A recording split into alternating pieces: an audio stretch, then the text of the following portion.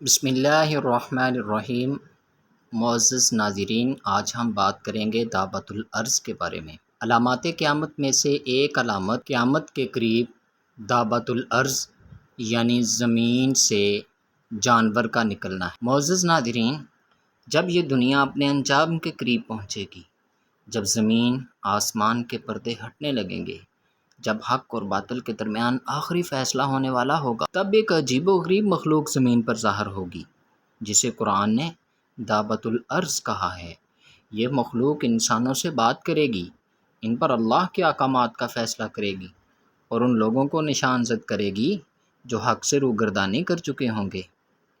ابن کثیر رحمہ اللہ فرماتے ہیں کہ دعوت الارض کی شکل عام مخلوقات جیسی نہیں ہوگی، اس کی ساخت اللہ کی قدرت کا حیرت انگیز مظاہرہ ہوگی۔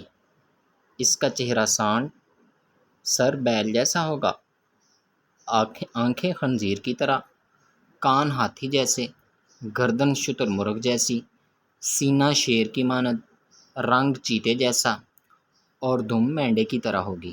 یہ کوئی خیالی بات نہیں بلکہ ایک آنے والا یقینی واقعہ ہے۔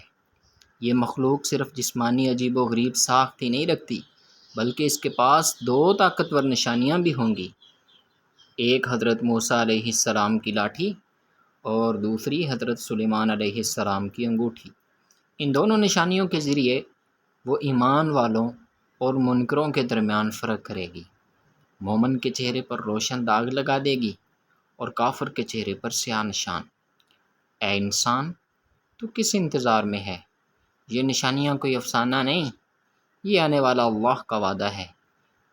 ابھی بھی وقت ہے، توبہ کر لی جائے، قرآن کی طرف رجوع کیا جائے اور حق کو دل سے تسلیم کیا جائے، کیونکہ جب دعوت الارض نکلے گا تب پلٹنے کا موقع نہیں رہے گا۔